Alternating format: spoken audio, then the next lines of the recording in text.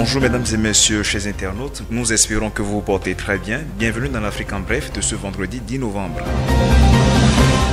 À Madagascar, la présidente de l'Assemblée nationale a demandé hier, jeudi, la suspension de la présidentielle. Une requête qui intervient à une semaine avant le premier tour du scrutin prévu pour le 16 novembre prochain. Déjà reporté une fois pour cause de manifestations régulières de l'opposition pendant plus d'un mois, le scrutin ne se tiendra probablement pas sur la date du 16. C'est à travers une conférence de presse à Antananarivo que le groupe de médiation dirigé par la présidente de l'Assemblée, Christine Razanamahassoa, a demandé fermement aux autorités la suspension de l'élection présidentielle.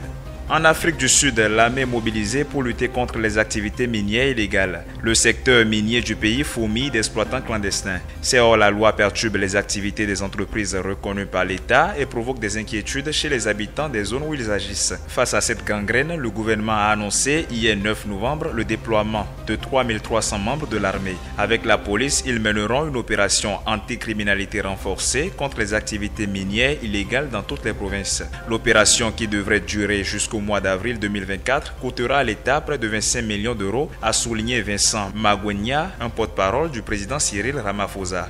Enfin, en Guinée, le colonel Jean-Claude Pivy, le dernier des 4 fugitifs évadés toujours en cavale, est activement recherché par les autorités. Le garde des Sceaux, Charles-Alphonse Wright, vient de mettre sa tête à prix. Une récompense de 50 000 euros, soit 500 millions de francs guinéens, pour celui qui fournira des informations sur sa position exacte. Un numéro vert est mis en place pour recevoir les dénonciations et la sécurité du dénonciateur est garantie. Aussi, la remise de la récompense sera discrète, rassure le garde des Sceaux. Mesdames et messieurs, c'est tout pour l'Afrique en bref de ce 10 novembre. À lundi pour un nouveau numéro.